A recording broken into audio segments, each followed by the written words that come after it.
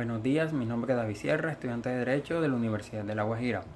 En esta ocasión les hablaré de un libro llamado Las claves de la argumentación, pero esencialmente hablaré en este video del capítulo número 1, el cual nos habla de la composición de un argumento corto en el cual se ofrecen algunas reglas generales de este mismo. Comenzaré con la regla número 1, la cual es distinguir entre premisas y conclusión. El primer paso para conseguir un argumento es preguntarnos qué estoy tratando de probar y cuál es nuestra conclusión. Debemos recordar que la conclusión es la afirmación en favor de la cual estoy dando las razones, y en las premisas son las afirmaciones mediante las cuales ofrecemos razones. En este libro encontramos un ejemplo de Winston Churchill que dice: "Ser optimista no resulta de mucha utilidad ser de otra manera". Acá podemos ver que este es un argumento porque está dando una razón para ser optimista, y la premisa sería: no resulta de mucha utilidad ser de otra manera.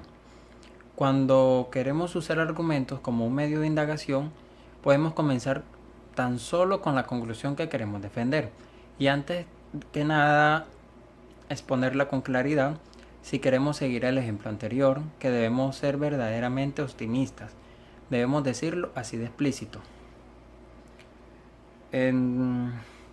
Entonces debemos preguntarnos qué razones tenemos para extraer una conclusión, qué razones se pueden dar para probar que debemos ser optimistas. De hecho, se puede apelar a la autoridad de la persona que nos dio este ejemplo, a Churchill, que debemos ser optimistas. ¿Quiénes somos para criticarlo? Sin embargo, esta apelación no nos llevará muy lejos, ya que puede que un gran número de personas famosas apoyen el pesimismo y tendremos que pensarlo por nuestra propia cuenta. Una vez más, ¿cuál es su razón para pensar que debemos ser optimistas? Quizá la idea que él tiene es que ser optimista le da más energía para trabajar en pos del éxito, mientras que los pesimistas se sienten derrotados desde el comienzo y por lo tanto ni siquiera lo intentan. Y en este momento es donde ya tenemos una premisa principal, que sería que los optimistas probablemente tienen más éxito en alcanzar sus objetivos. Regla número 2. Presente sus ideas en un orden natural. Usualmente los argumentos se escriben de 1 a 2 párrafos. Primeramente se colocan las premisas y al final de ellas se les trae la conclusión. Y también existe otra forma, que primero va la conclusión y seguida de ella sus propias razones. En cualquier orden se deben expresar las ideas en tal orden que la línea de pensamiento se muestre de manera natural hacia los lectores. Regla número 3. Parte de premisas fiables. Un argumento puede ser válido desde la premisa hasta la conclusión, pero si sus premisas son débiles, la conclusión también será débil. Como por ejemplo, nadie en el mundo es realmente feliz en la actualidad, por lo tanto parece que los seres humanos no están hechos precisamente para alcanzar la felicidad. ¿Por qué deberíamos esperar lo que nunca podemos encontrar? Esta premisa de este argumento es que nadie en el mundo es verdaderamente feliz en la actualidad. ¿Por qué nadie es realmente feliz en la actualidad? Esta premisa necesita al menos una justificación y es muy probable que no sea verdadera. Es decir, que este argumento no puede probar que los seres humanos no estamos hechos para alcanzar la felicidad o que no debemos esperar ser felices. Si no se está seguro de la fiabilidad de una premisa, puede que tengamos que realizar alguna investigación o dar algún argumento breve en favor de la premisa misma. Regla número 4. Sea concreto y conciso. Aquí en esta regla se debe evitar los términos generales, vagos y abstractos, como por ejemplo, caminamos horas bajo el sol. Es mucho mejor que decir fue un prolongado periodo de esfuerzo laborioso. Debemos ser concisos porque una elaboración muy densa puede producir que el lector, hasta el mismo autor, se pierda en un mar de palabras.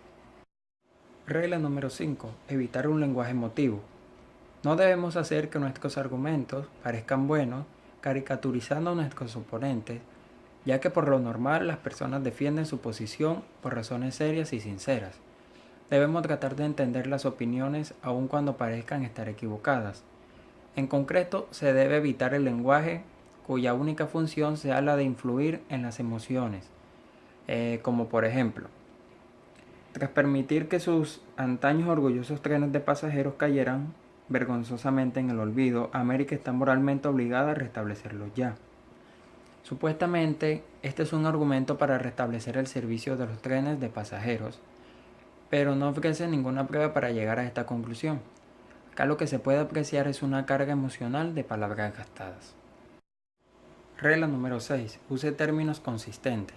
Los argumentos dependen de conexiones claras entre las premisas y las conclusiones. Por tal razón, es crucial utilizar un único grupo de términos para cada idea, como lo muestra claramente un ejemplo en el libro que dice: si usted estudia otras culturas, entonces comprenderá que hay una diversidad de costumbres humanas. Si entiende la diversidad de las prácticas sociales, entonces cuestionará sus propias costumbres.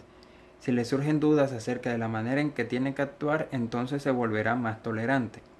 Como pueden ver, acá se pierde la obvia conexión entre las partes que comparten el argumento y que podrían hacerlo más claro. La forma correcta de organizar este argumento sería la siguiente.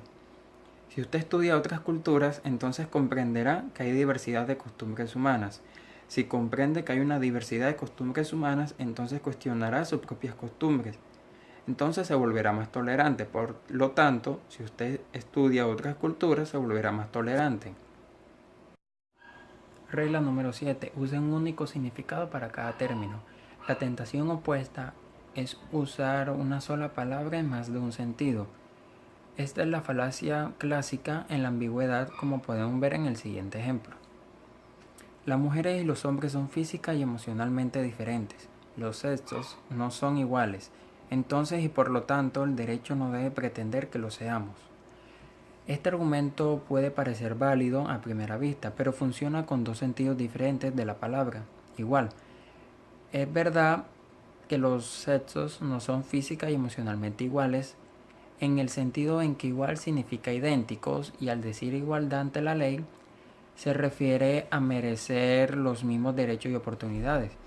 Entonces, una vez reescrito el argumento, quedaría de la siguiente manera.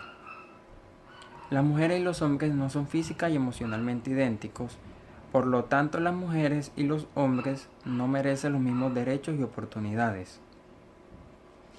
Una buena manera de evitar la ambigüedad es definir cuidadosamente cualquier término clave que introduzcamos en el argumento y luego tener cuidado de utilizarlo solo como lo hemos definido. También se puede necesitar definir términos especiales o palabras técnicas.